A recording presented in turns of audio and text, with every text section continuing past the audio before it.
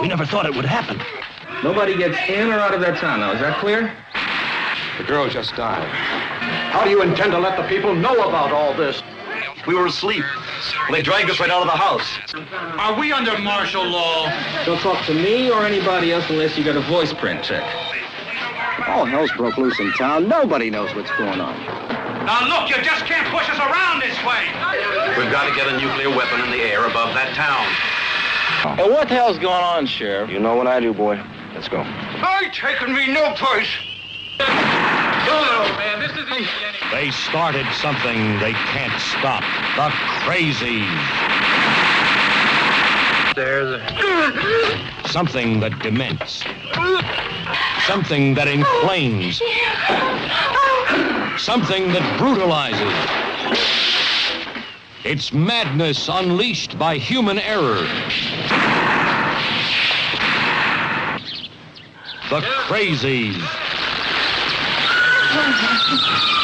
Can they tame it before time runs out? I'm a key man on the Crazies team. A key man. I'm one of the developers of the goddamn thing. Now, if you want me to get the job done, you get me the stuff I need, and you get it the hell in here before the morning's over. A small town becomes a giant stockade. Evans City must be contained or leveled. We're all concerned with Evans City, Mr. Hawks. If we have to push the button, we just say the weapon went off. Get me the president.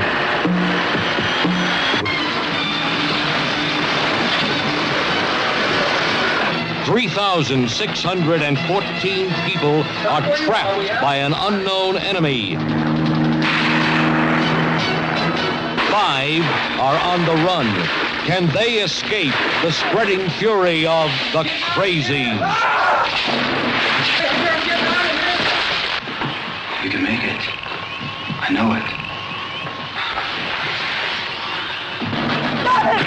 Stop it! They're coming, David!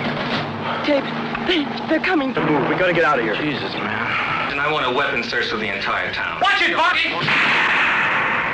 This is exactly the kind of thing we're trying to prevent. A lethal terror snowballs into hell.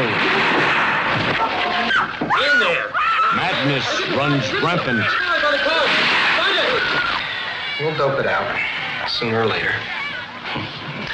Sooner or later.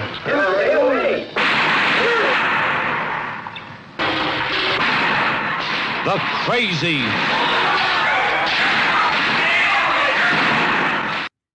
It is my belief for horror films to succeed in scaring the viewer. The evil or villain must be something born out of a real fear.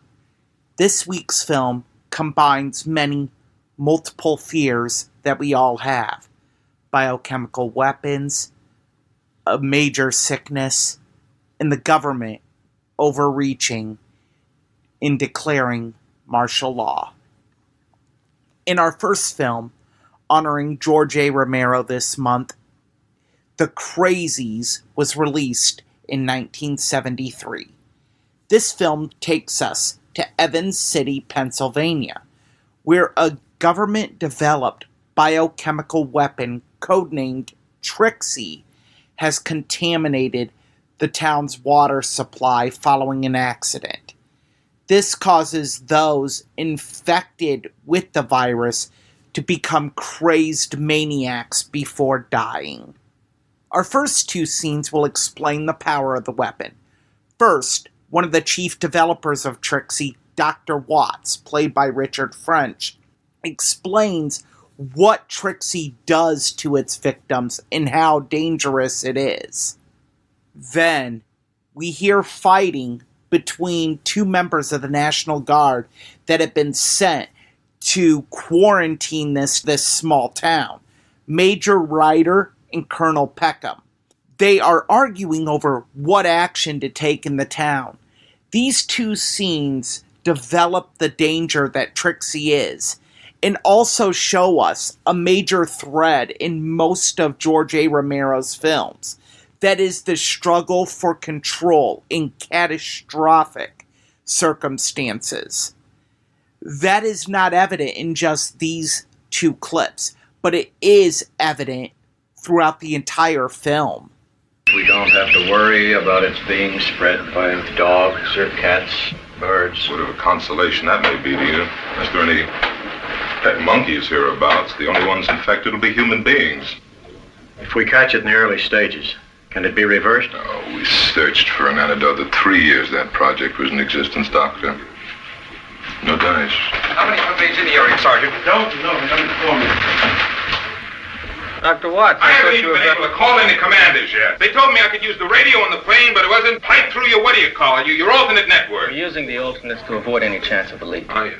Precious security. Keep it under wraps at all costs. Meanwhile, do you realize the blunder that's been made? We can have you flown back as soon as we run a complete med check and get a clearance from Washington. Let's get started. We don't have all our equipment in here. Beautiful. And when will that be? As soon as possible. Appropriately vague, Colonel. Look! It's you think boys who created this thing in the first place. Beautiful. I'm one of the only chances we have. I can't get back to a lab because you're not equipped to run a medical check, which we wouldn't need in the first place if I hadn't been packed off here. The whole operation is one fat blunder. You talk about blunders. According to the report from your team, the virus was considered inactive. Said it, yes. That's the important word. Any man on the team will tell you that means 99% maybe. Now, that's a standard we don't set, Colonel. That's set by the military. We're not getting anywhere trying to assign blame. Then authorize me back to the lab. I can't take a chance on breaking the perimeter with somebody that might be a carrier. Trixie's been in these waters for 6 days. Some truck driver could have taken it out of here long before you set up that perimeter. Well, we're going on the assumption we've got it contained. We're going to keep it contained until it runs its course. Runs its course? You said it can't stay active in the air, ultraviolet light. It's in the water, man. Underground. And it's obviously in people, too. People are vectors. They carry it about with them unawares. The incubation period may vary, Colonel, but ultimately, Trixie is going to spread throughout this entire town. The town is sealed off. Oh, Colonel. Look, shortly before the funds ran out, 2 of my technicians caught this bug from a rhesus monkey. One of them was delirious for 2 days before he finally died. The other phased in and out until he finally went hopelessly mad. Those are the 2 ultimate effects of this thing. It's not just going to run its course and be forgotten. Now, how in the hell are you guys going to explain away a town that's either wiped out or reduced to mindlessness? What is this, another piece of information they forgot to pass on to you guys? Oh, gentlemen, we're not dealing with a flu virus here. We're dealing with an often lethal, always debilitating encephalitic mutation. It leaves its victims either dead or incurably mad. You got that?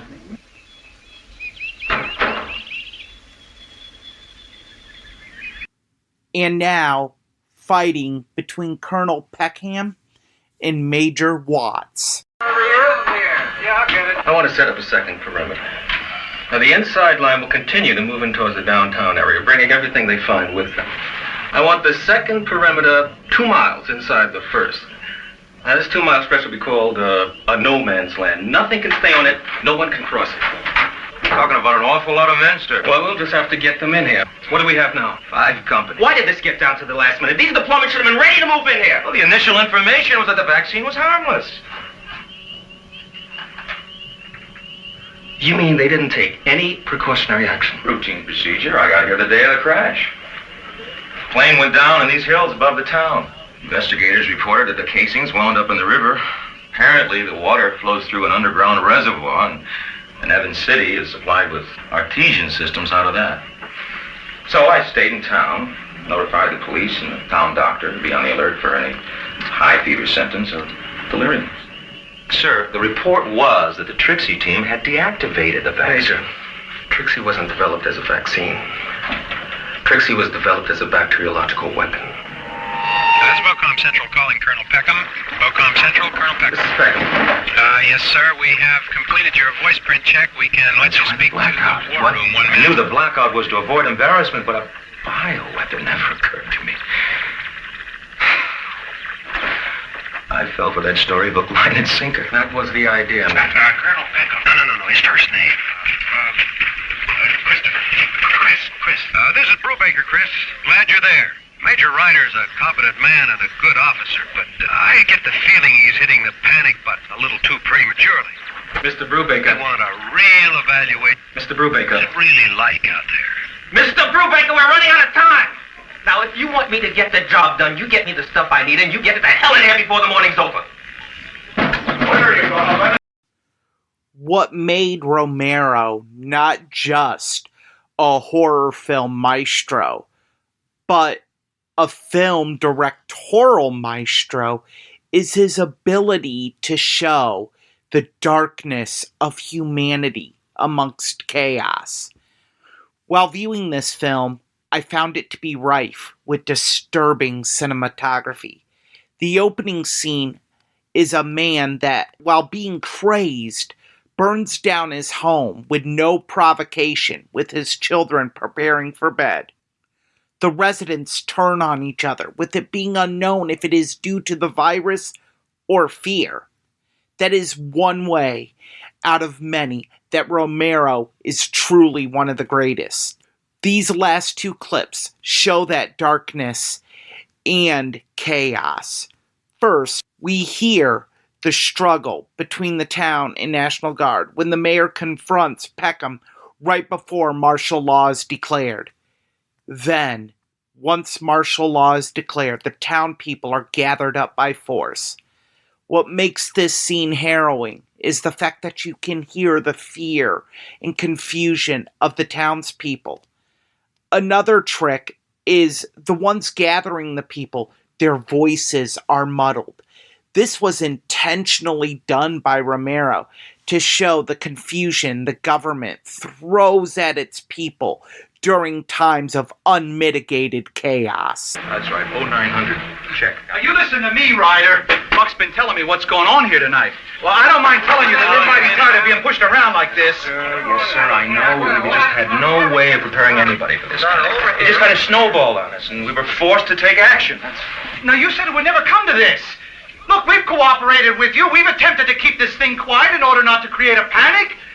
But Christ, we never expected this! Neither did we, sir. We're trying to get everyone into the high school. Setting up an infirmary there. Are we under martial law? Yes, sir. Well, let me tell you something. You just can't walk all over the people of Evans City that easy, Major. And as mayor of this town, I'm protesting your action. In fact, I'd like to speak to somebody higher up. Yes, sir. Sorry, sir. We can't let them in. I don't know how long this quarantine will be in effect. Now, we're talking about the lives of the citizens of this city. We're also talking about the lives of many of our own men, sir. Well, your men are your worry, Sergeant. The people of this town are my worry. Urgent for Major Erich, sir. Major Ryder's in with Colonel Peckham. I'll take it. Heavy service, sir, at the interstate highway. One of the trucks blew up with massive filters. We have a lot of men hurt. Any civilian casualties? 3 dead, sir. Now, you just listen to me, mister. In addition to being mayor of this town, I also happen to be a practicing attorney.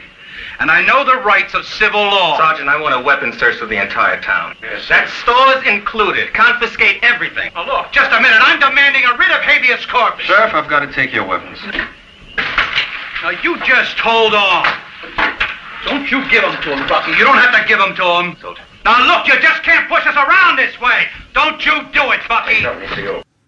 Finally, martial law takes over the town.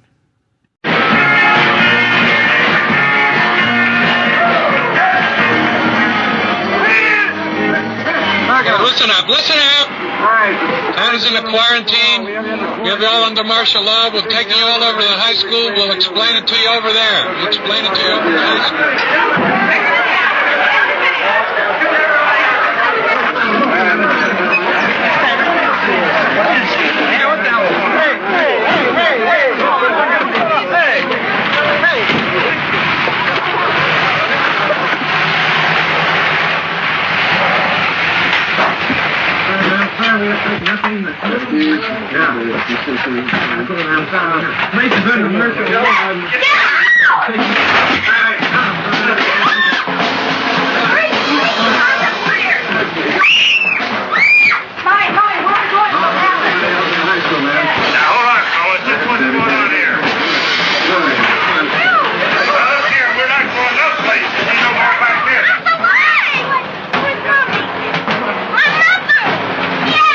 It's my away with you. No! What's going on? Just please tell me what you're doing, please. Wait! No, I'm not. Larry! Hey, what's going on here? Where are we going? Where are we going? What's going on? Where are we going? Where's my tail? What's going on?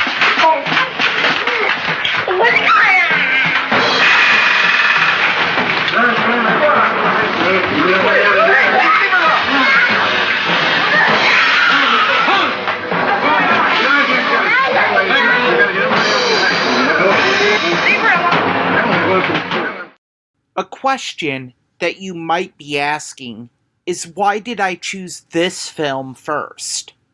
Well, I felt this film takes all the elements that George A. Romero does an exemplary job of showing.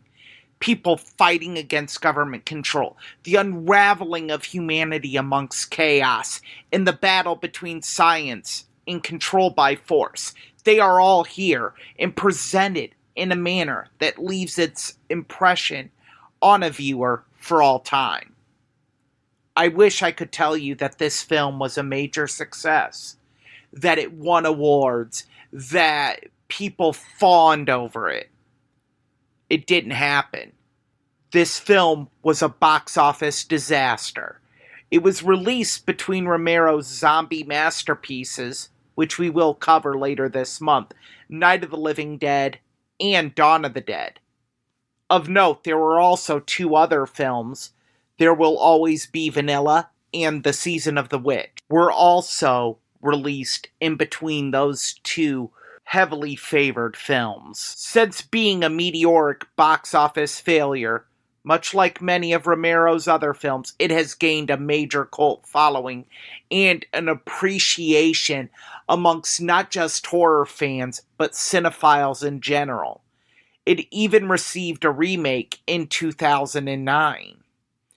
Given the pandemic that the country has endured with COVID, this film digs at the scars of those memories.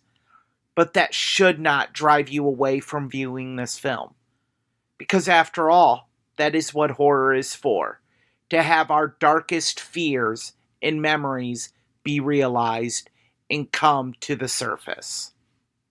I hope you join me next week when we will continue our month-long tribute to George A. Romero, when we look at him and Stephen King joining forces for the 1982 anthology film Creepshow. For WMNH and Matt Connarton Unleashed, this has been a Classic Film Review with Erich Pilcher. Heaven help us.